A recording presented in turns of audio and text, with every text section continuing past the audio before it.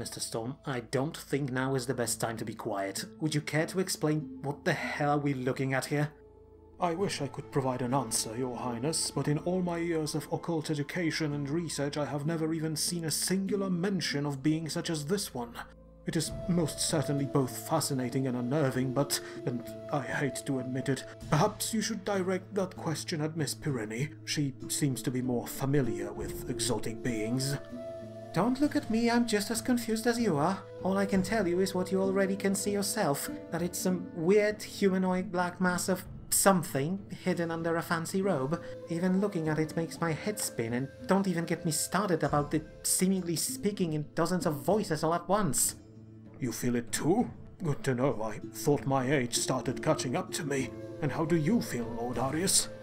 Fine. I don't feel any dizziness other than confusion, but that still doesn't help us understand this. Oh, for fuck's sake, I can't stand you lot dancing around this thing like it's some kind of fragile porcelain doll. If even you big magical brains can figure it out, then how about changing approach, eh? Like, for example, trying basic courtesy. Hey, you there, weird black void creature. Care to tell us who or what the hell you are, instead of just leading us on a walk? Who am I? Ah, of course, it's been ages since I last met someone from outside of our forest, and since everyone there knows me, I assumed you do too. But it seems that I have forgotten basic manners during all these years, so I apologize. As for your question, I am Zabulus Lumar, one of the Fey people living in Lark Fen, or at least I used to be, long ago. Pardon my bluntness, Mr. Lamar, but you don't look similar to any Fae we've ever seen, even in history books. It's Miss Lumar, or it was back when it mattered. But you are right, Soulless One, I am not like the rest of my people. Long ago, when the war against Black Legions was in its darkest phase, our elders decided to ensure that even should our people end up extinct, our history and knowledge would live on. To do that, they picked a young girl from Lark Fen and, using their arcane knowledge, turned her into me. I was to be the warden of memories for our people, a duty and honor that I have been upholding for a great many cycles now. I can't even begin to imagine what such a ritual would require. Do you know how it was performed, or even how long ago it was? No. My duty was to preserve memories of our people after my creation, and so I have very few memories from the time before. That's a shame. Judging by your words, it seems that your elders managed to give you an extremely long life, especially once you consider that most of the Fae rarely live beyond 60. But never mind that, you said that you're a warden of memories, right? Does that mean you're some kind of Fae historian? Yes, but not in a way one of your people would be. I was made to preserve memories of people who were, across this entire archipelago, being slaughtered by undying soldiers. There was no time to make records as you do, not only because of our foes, but also because my people never kept written history. And so my creators decided to use our connection to this land to ensure that every single memory of our people would come to me when its original owner passed away. Does that mean you have inside your head memories of every single Fae who died in past millennium or so? I do. All of them. Their triumphs, their loves, their joy, their pain, their fear, their deaths. All of it is with me all the time, all the voices of our people, reminding me of their entire lives. I can't even imagine how you must feel. It's a miracle that you're even able to function with all that inside your head. Why would your elders do such a thing to you? Because it was necessary, and I volunteered for it, Soulless One. I knew where it would lead me. I see. Well, if you're sure about it, then I am not the right person to judge you for it. But in that case, why are you leading us to the shore? I thought that you wanted to show us some old records, but you already said you don't have things like that. So where are you leading us? The Elder said that your wish is to find the City of Pillars, so I am showing you the way. I could point you in a direction, but this archipelago never was a calm place. Mountains erupt and waves crash, and islands change, so if you ever want to find what you seek, you need to follow me. Even if you somehow manage to find it by yourselves, you would not be able to enter it, not without my memories. After all, some of our people were dragged there before the end. It's only thanks to their memories that I know the right way. Right. Well, in that case I have to ask you to wait. We can't just walk away in the middle of the night, not to mention that we need to prepare for such a journey beforehand. Understood. I shall await you here until you're ready then. But know that the Elder was right. You will not find what you seek there. We won't know until we see for ourselves, Miss Lumar. Though I am grateful for your concern. But now it seems we have another journey to make, and it doesn't seem like it's going to be a short one. Indeed, Your Highness. I know that it's pointless to try to dissuade you from embarking on it, but you must be aware that many people back home will not look kindly at your decision. They were already complaining about us taking the army away on that Tigran expedition. Which is why we will not be taking the army with us, or at least not all of it. We will pick some of the most experienced forces we have and prepare an expedition together with the Light Fleet, while the main bulk of our forces will remain here. For one, we need them as garrison in Lark Fen to keep the Fae in line, but also to deter continental powers from pushing their own tensions on us. But that also means we need an officer to lead the main force until our return.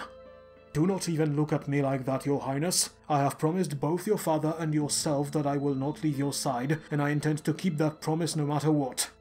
Of course, I am grateful for it, Mr. Storm, but in that case, Commander Brimmy, can I count on you? Of course you can, boy. You were asking me to stay in a settlement full of mostly undressed forest ladies, so I have no objections there, even though that City of Immortals does sound like a fun place to visit. And don't worry, I will behave. Besides, you have your little communication gizmos, so we can talk and coordinate our actions. So I'd say, go for your adventure, kid. I'll make sure everything's sparking clean for your triumphant return.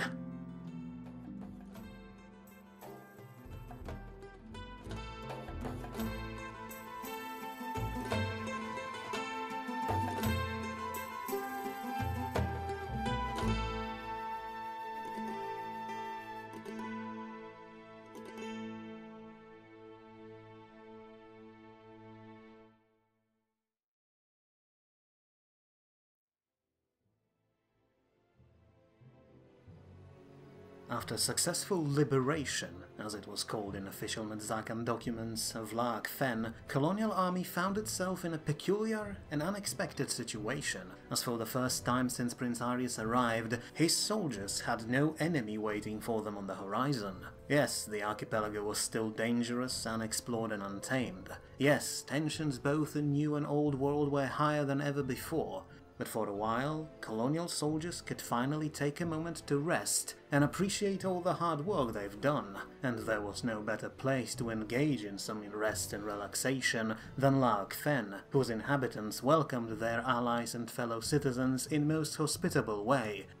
Though, at the same time, it wasn't difficult to see that said hospitality was in no small part forced by presence of the army itself, especially its deadly flame-belching machines. But regardless of that, colonial force remained in the picturesque jungle town for the time being, both enjoying the fruits of their labor and helping with rebuilding efforts, and there was certainly a lot of work to be done, as several years of being forced into hiding took heavy toll on forest dwellers. Fortunately for them, though, colonists were more than eager to help, and within days of officially incorporating the town into Medzakan state, medics from Lord Governor's army established a fully operational modern hospital to help the population, and sent word back to the capital to send a group of actual professional doctors to take it over as soon as they were able.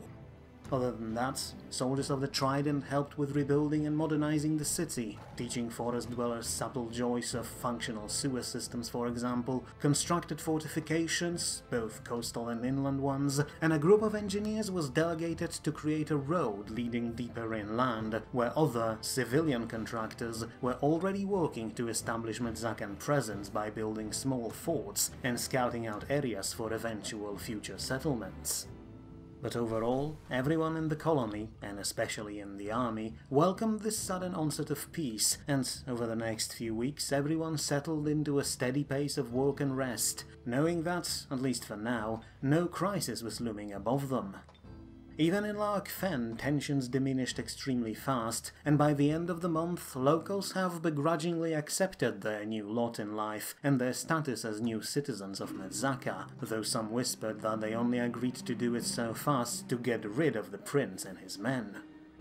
And, in a way, that wish has been granted, for mere few days later, Lord Governor announced that he was not going to just sit around doing nothing, and would instead embark on something he called Exploratory Expedition, to map out the last few remaining islands that were still inside Metzakan control zone, as dictated by continental treaties. This time, however, it would not be a full-blown military campaign. Instead, Arius would take with him only his trusted retainers and a handful of professional soldiers from the army, and, with the help of Metzakan Light Fleet, move deeper into the archipelago, while still keeping tabs on internal affairs thanks to Arcadians' communication devices and drones. It was, as many called it, a sign of times that technical ruler of the colony could oversee it without even being around, although many also claimed that Lord Governor shouldn't just abandon his people like that, especially so soon after being elected into the office. But regardless of these voices, Arius was set in his decision, and over the next days he picked out several companies of men to accompany him, including some light cavalry to act as reconnaissance force, knights, because of their tremendous skill, tanks and engineers, to have a little surprise in store in case of more undead, and of course frost elementals to act as an uncaring, deadly anchor that Arius could plan entire battles around.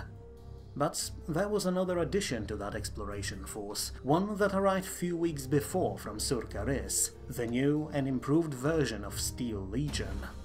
Like before, that particular force was composed mostly out of automatons and their operators, except these were new, improved models. The elves took lessons learned during Siege of Ermendal to heart, and improved both defensive and offensive capabilities of these machines, while also creating another, completely different models.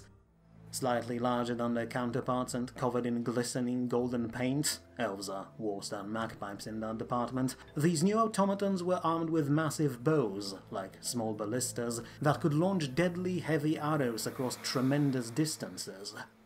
With their shielded counterparts at the front, this new Steel Legion certainly looked imposing, but then again it looked so before the Siege of Ermendal, where it was reduced to scrap metal, and so while Arius picked some of them to join his expedition, everyone in the army retained some safe skepticism just in case.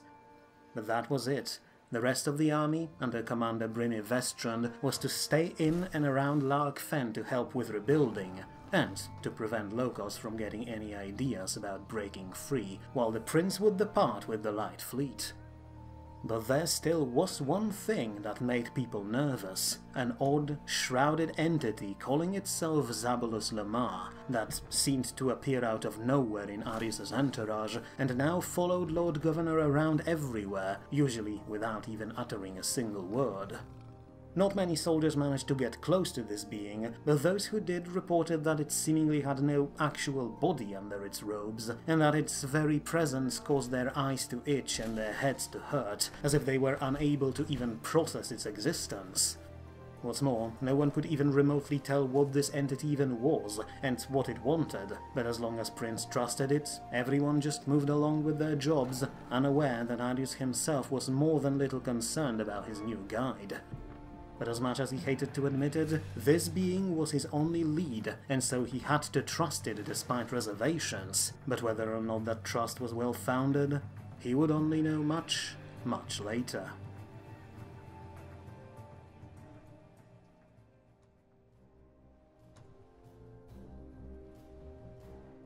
But before this fated expedition left, Lord Governor still had one thing left to do, an unexpected negotiation prompted by even more unexpected report from Admiral Yarohin's heavy fleet. As Colonial Army was busy in and around Laok Fen, their sailor counterparts continued to explore straits between various islands, excavating ruins and eliminating monsters that were still abandoned in the depths.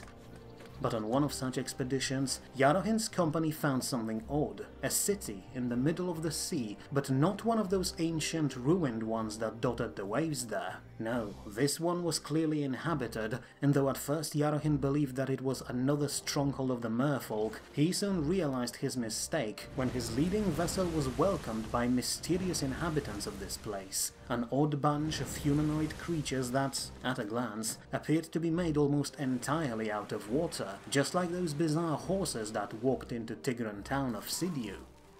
Guarded at first, Admiral allowed these creatures to approach, but it soon became clear that they were only barely capable of speaking. But over the course of next hour, the sailors somehow managed to understand that these beings were welcoming them to their town, and offered to guide the fleet there to meet the others. Surprised by this odd proposition, Yarohin reluctantly accepted, but not before ordering all of his crews to prepare for the worst, and sailed south, where, to his surprise, he spotted several other ships, all sailing under flags of emerald colonies. One of such ships must have spotted incoming fleet as well and detached from others, but fortunately it was nothing more but a courtesy call to welcome new visitors, and, considering that linguistic barrier between locals and colonials was much too high, also share some knowledge about this place. From the crew of the ship, Yarohin learned that explorer from Ermendel fleet found this place around 3 years ago. Surprised to see an inhabited place so far away from land, the captain decided to take a closer look, but as his ship got closer to the town, it suddenly came under attack by these watery creatures, some of which were wielding magic, while others rode to battle on the waves atop water-like horses, just like the ones from Sidiu. Most of the crew perished in this attack, but the explorer managed to get his ship back to safety and reported his findings to Lady Marsha Raylis herself, who immediately rallied every ship she could and embarked on a punitive expedition. And though the Locusts were clearly far better used to fighting on the sea, though they did so unlike merfolk and more like a regular army that could simply walk on water like on solid land, they simply could not withstand the assault of so many ships, and the city was conquered after 2 days of fierce combat. Oddly enough, the locals, while fiercely independent at first, became almost completely docile as soon as one of elven galleons blasted one of the towers in their floating town to pieces, almost as if its loss demoralized them. Realizing that the place was now secured, the fleet established an outpost to try and study the place and its inhabitants, but were soon called away for other operations, leaving only a handful of scholars from emerald colonies trying to learn as much as they could, but with very little success, mostly due to almost complete inability to talk to the locals.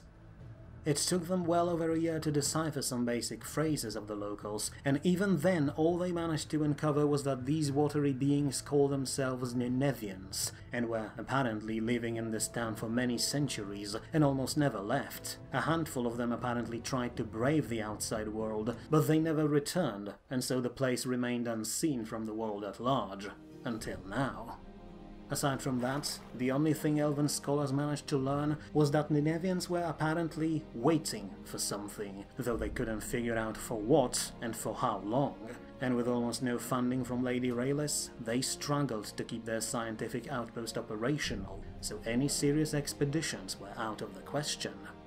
And it was with that knowledge that Arius contacted his old childhood friend, apparently busy with some military campaign in the southern parts of the archipelago, and offered his help. With its newfound peace, Medzaka could easily send both resources and scholars to try and help uncover secrets of Ninevian settlement. However, he couldn't just order his men to pack their things and go there, for the settlement was not only on the border between Medzaka and Emerald colonies, it was also in the middle of the sea, something that continental treaties failed to account for. Regardless though, Raylis was clearly eager to accept the idea, but at the same time she had many other things on her plate. After all, she was in the middle of a costly military campaign, and so she presented a deal. To her, Ninevian town had very little value. If anything, it was nothing but a drain on her finances to try and keep the place operational and secure, and so she was willing to hand over official rights to the place in exchange for a hefty sum of gold that could fuel her operations. Aside from that, she requested a significant amount of those refined magical crystals to be sent to one of their cities, where, without a doubt, they would be used to fuel factories and mines, and make emerald colonies even more prosperous. Perhaps that was all that she needed. Perhaps she thought that the amount of wealth she requested was too much for Medzaka to pay, but as was said before, the colony was now basking in its own prosperity, and so Arius agreed to the deal without wasting any time.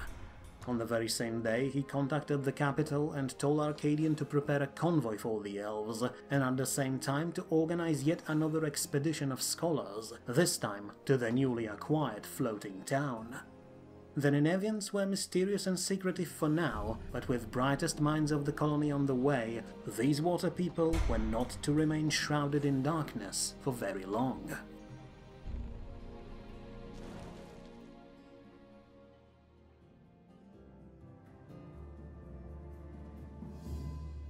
But to Lord Governor and his handpicked expedition, these matters were secondary, as by now they quite literally left them behind, as they disappeared behind the horizon.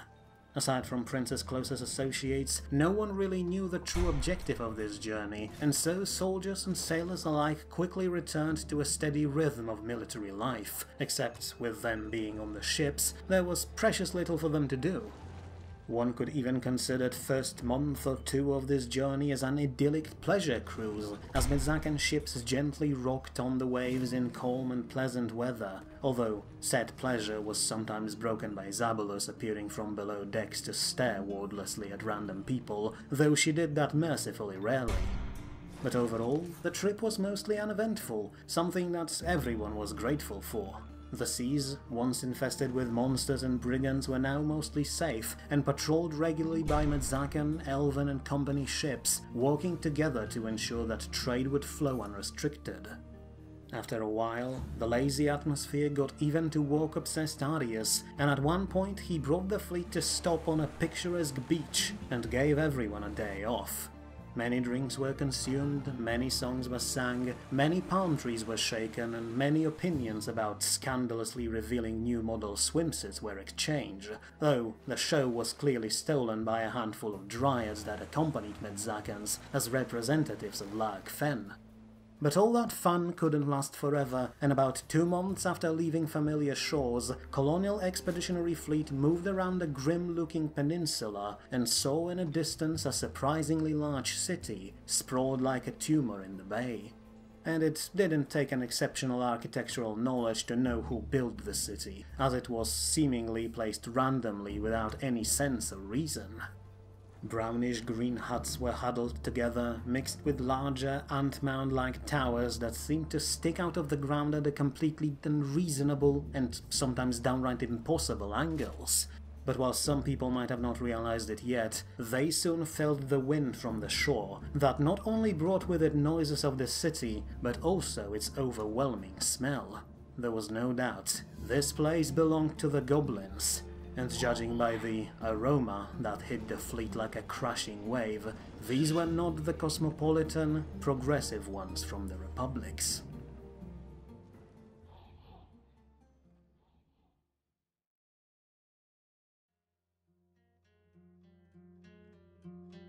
There you are! Welcome, welcome, honorable unexpected guests. I am Savin Sagrat, mayor of the city of Haddock, and on behalf of our little community, I'd like to say that it's an honor to have you here. The pleasure is ours, Mayor Sagrat. These fine people with me are my friends and advisors, Mr. Storm and Miss Pireni, and I, myself, am Arius Erigen, Lord Governor of Medzaka. And with introductions out of the way, I'd just like to say that you shouldn't have bothered with this welcoming party. Nonsense, Lord Erigen. Our city rarely hosts remarkable guests, but that doesn't mean we should act like uncivilized barbarians here, shouldn't we? Now then, Nagrish, send word to the kitchens to prepare our finest our finest tea for our honorable guests. It's not every day that one can host a royal son and leader of an independent nation.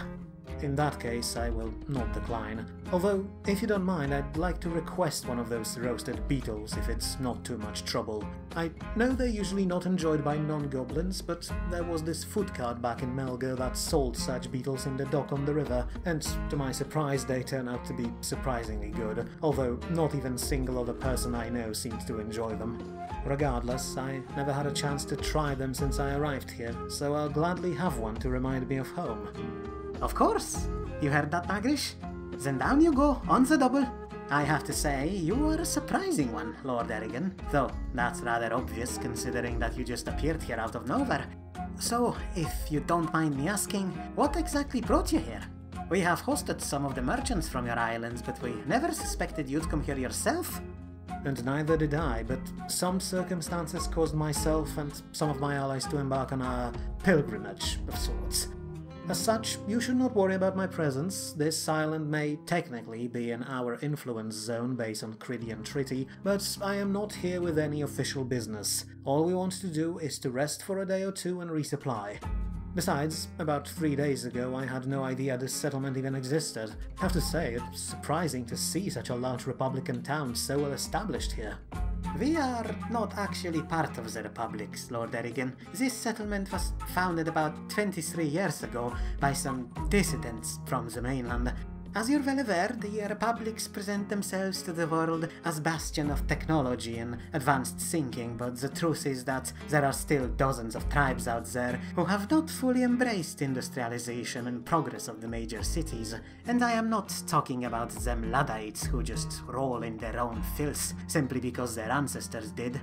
I'm talking regular folks who simply can't get on with the times, and a lot of these foes got displaced after most of the continent turned to snow, so they moved here and founded Haddock, to get away from factories and industrial barons.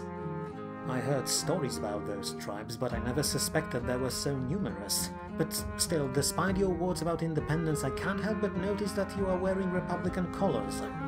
Ah yes, that's because while founders of this place wanted independence, I do not. In fact, I was sent here by the Republics, so not in order to take control of this island. Hell, it wasn't even a plan for me to be here right now, let alone become a mayor. Look, you see this pin here? It is a mark of University of Griscom, the most prestigious academy back home. I used to work there, but about a decade ago I was sent here as a part of an expedition to explore and excavate various ruins scattered around the place. As you might expect, though, things were a bit more problematic when we realized that the place is absolutely overrun by monsters we thought extinct for ages now. And to make matters worse, some actual Luddites came here as well and just infested the area outside of the city, which made our work a lot more difficult.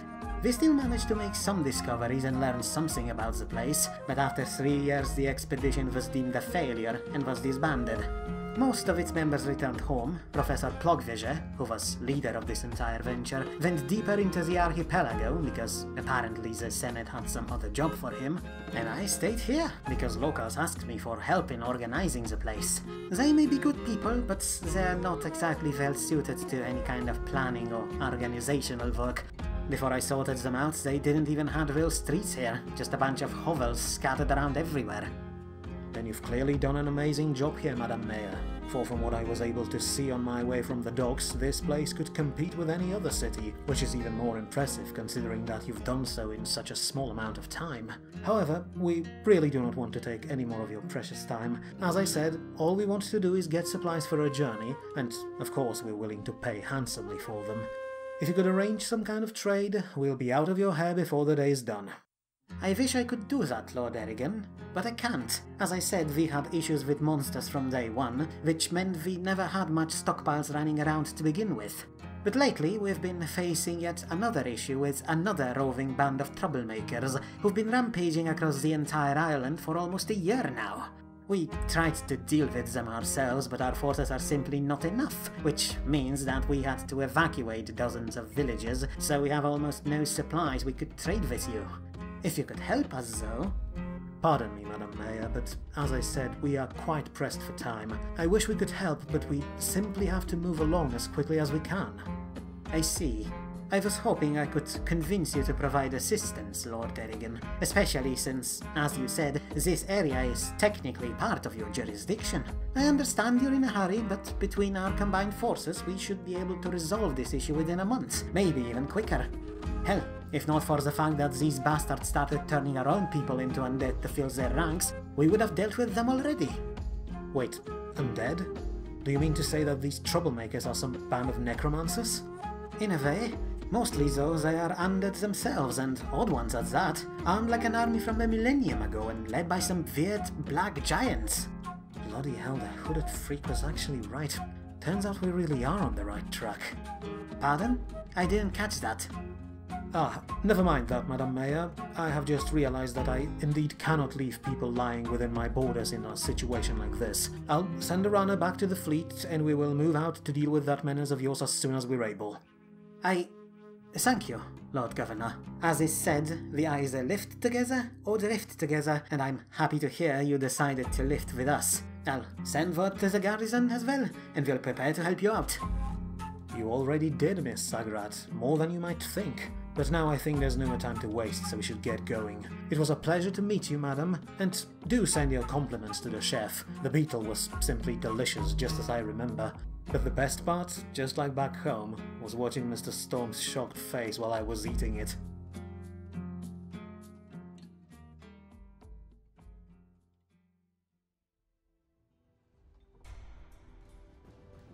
It is an inevitable truth of life that sometimes progress comes not from hard work and meticulous preparations, but from a random chance that appears out of nowhere without any warning.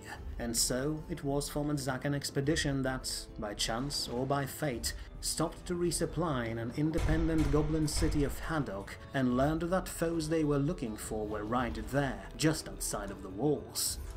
Suddenly, this short visit turned into first major stop on their journey, and as soon as Arius and his retainers left quarters of local government, Lord Governor sent word to the army to disembark and prepare to march out, while the fleet was to dock in the port and take over logistical matters of procuring more supplies. And said supplies were most certainly needed, for from what colonial leadership learned from goblins, the island outside of the walls wasn't exactly one of the safe ones. Monsters roamed the hills and valleys, while further in the south Luddite tribes from the mainland established their own settlements, unwilling to even stay close to the city, and quickly devolved into constant infighting. And somewhere amongst all that mess were the bronze-clad hoplites, led by imposing black giants, rampaging from one end of the island to another. The island itself wasn't hospitable as well. It might have been a relatively nice place for goblins, but for humans, dwarves, tigrons, elves and dryads of Menzaka, it was nothing but a toxic, fetid nightmare, full of poisonous plants, venomous insects, and perpetually decomposing biomass that made even the town of Haddock smell like a perfumed bathhouse. Whatever ecosystem evolved on this island clearly did not want to share it, but despite the fact that entire place reeked like a mound of trash, the Zakan troops were determined to secure it, since, after all, it was their job, and most of the soldiers still believed that it was the main reasons they were here anyway. Mercifully, some good news were relayed as well. For one, it turned out that these undead warriors, not that long ago, had much more presence on the island. Apparently, only one small group out of 3 was still active, while others were no longer to be seen. Perhaps, as goblins theorized, they fell victim to local wildlife as well. Arius, however, had a different idea. The actions of undead cohorts were very similar to the ones back on Fae Island. They meticulously moved from one place to another, eliminating everything in their path, but not really deviating from their main pattern. Perhaps, Lord Governor and his assistants thought, these undead were not actively trying to exterminate anyone, but instead were looking for something, which would explain their organized movements, and those groups that disappeared have not been exterminated, but simply fulfilled whatever objective they had and moved on. It was, of course, just a theory, but it was the only reasonable one for colonial troops, and so they ventured out into the swamps, not just to find their black, desiccated foes, but also to, hopefully, learn something about them and their goals.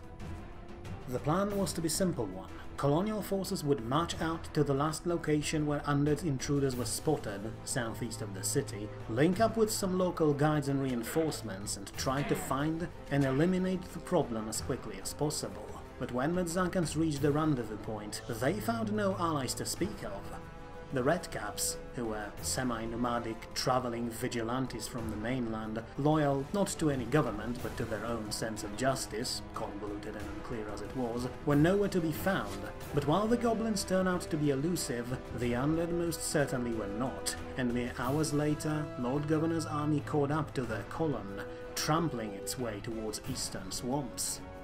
Unwilling to follow them into such a dangerous terrain, Arius ordered his men to prepare for combat right away, reinforcements be damned. Moments later, colonial horsemen rushed forward to harass the marching column, and the undead, seemingly well aware of superior Medzakan numbers, changed their course and prepared for a last stand in a tangled, humid forest, no doubt hoping to use it to deny colonials that very advantage. Still, the expedition wasn't really intimidated.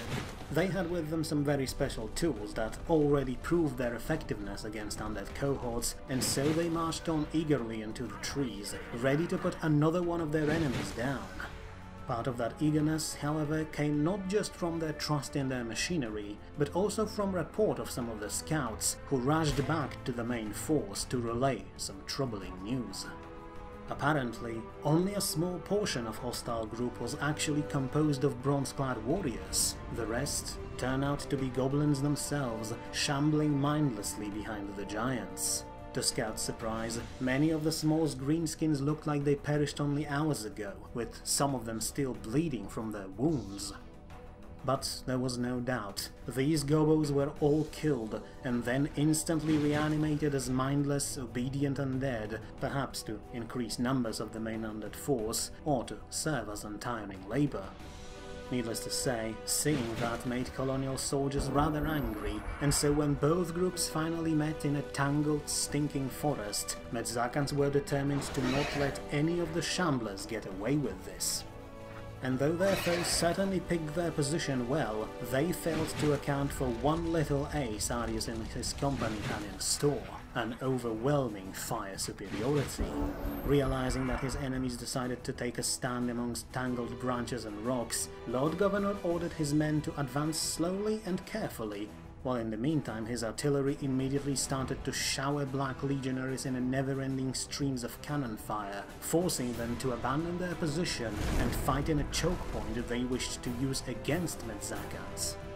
Within few moments, formations of undead pikemen and spellcasters were shattered, while colonial tanks rolled forward and turned everything in their way to ash, including swarms of undead goblins, who, without making even a tiniest sound, threw themselves at the machines in futile attempts to stop them.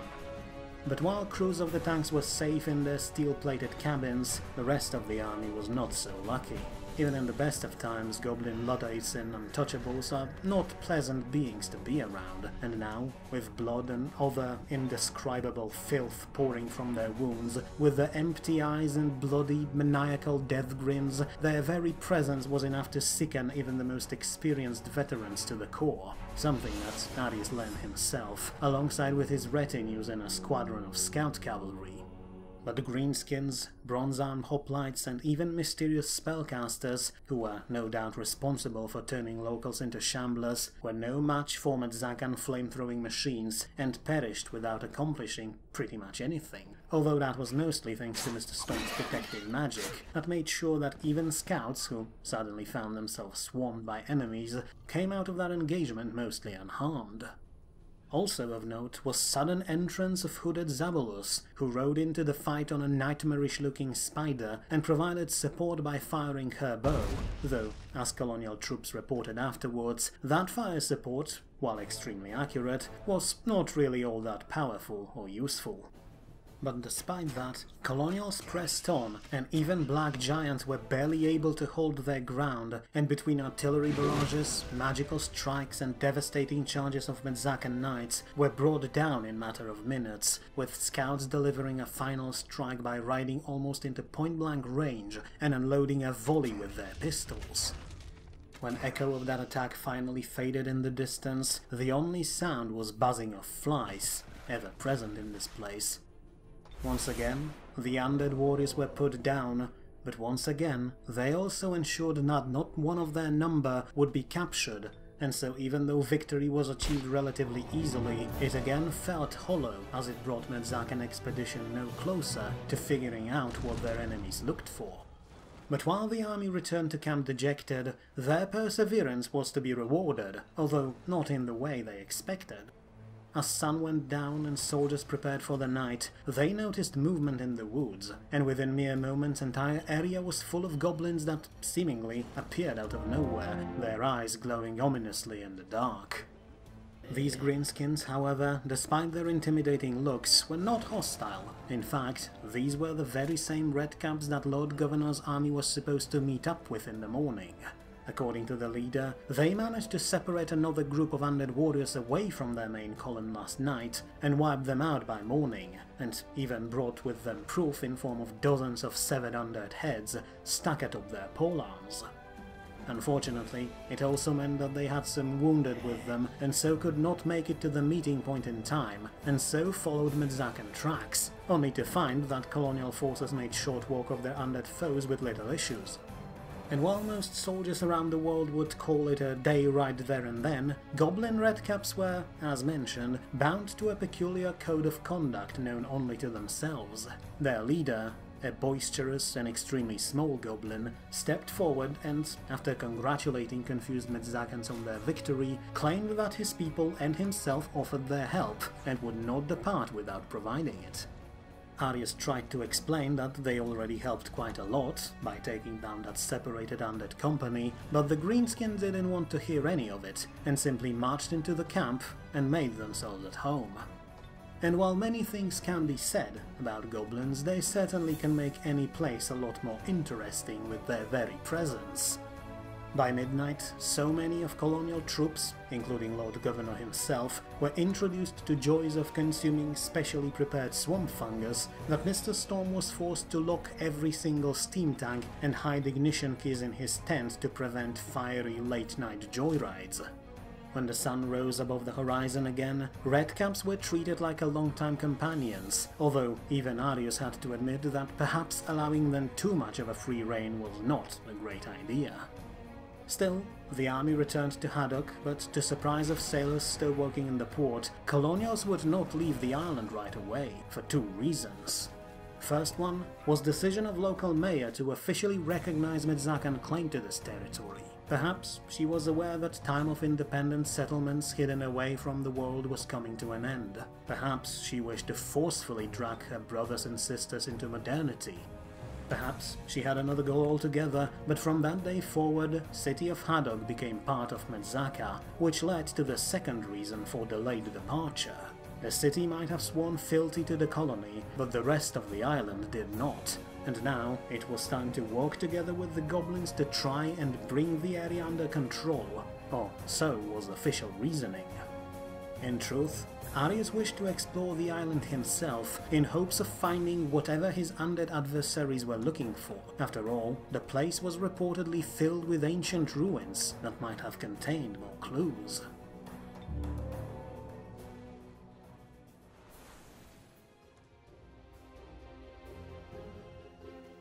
With that in mind, a message was sent back to the capital to provide expedition with more drones, and on the very next day, Prince Arius and his men departed Haddock once again, doing exactly what their official mission stated, bringing order to outlying islands, while in the background Lord Governor continued his search for clues about plans of undead legions. And while they began their quest with eagerness and lifted spirits, over the next few weeks they realized that this island contained things far, far more nightmarish than any undead horde could ever be.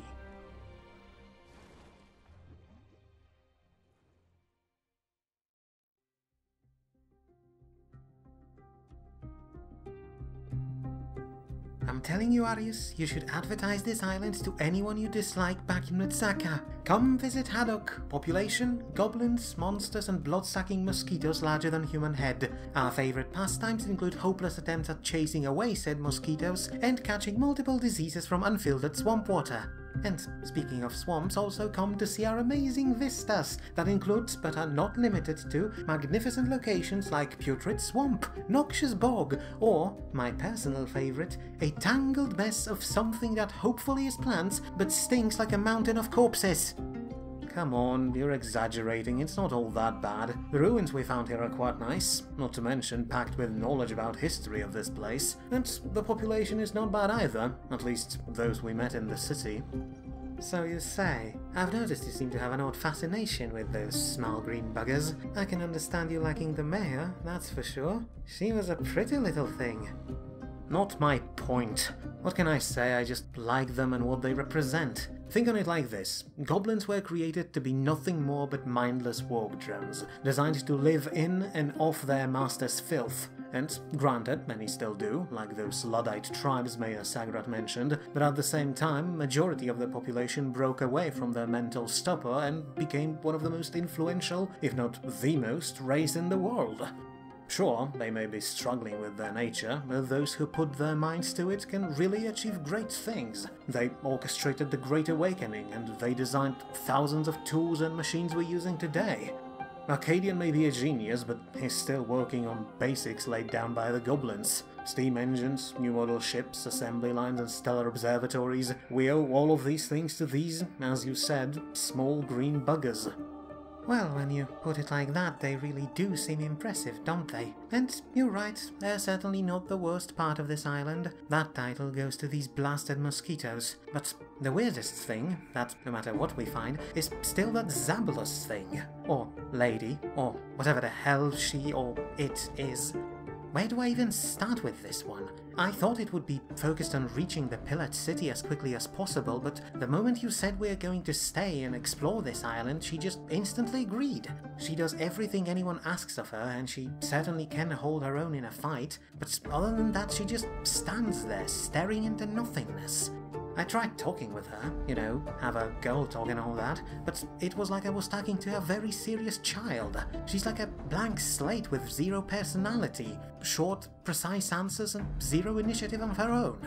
It's infuriating, especially since her very presence makes my head spin, and no matter how much I push her, she won't tell me how she was created.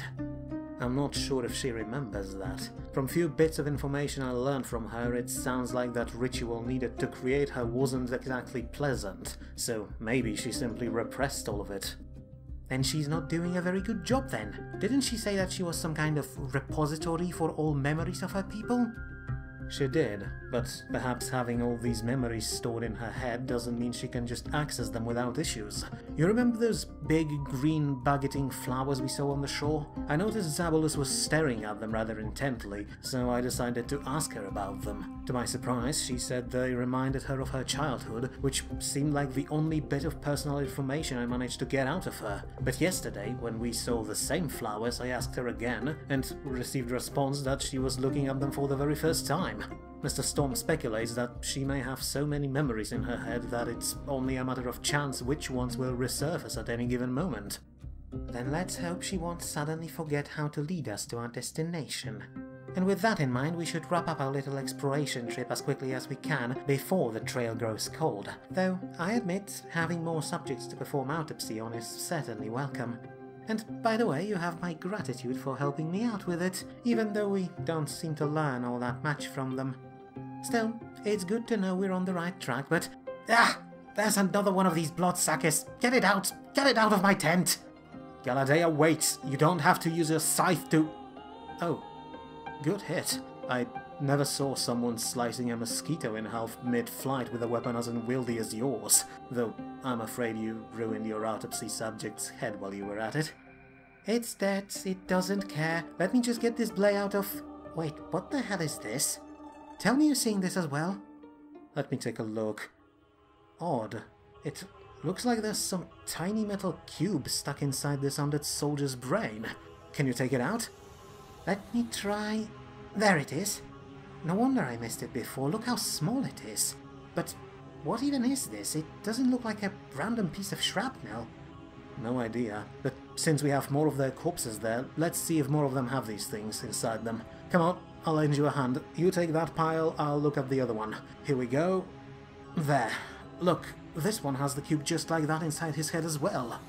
Same for this one. I can't believe I missed such a detail for so long. Sure, they're small, but... never mind. What do you think they are? And what could we possibly do with them? I have no idea, which is precisely why, Miss Pireni, now is the time when we wake up Mr. Storm, because right now, instead of answers, we only seem to be getting more and more questions.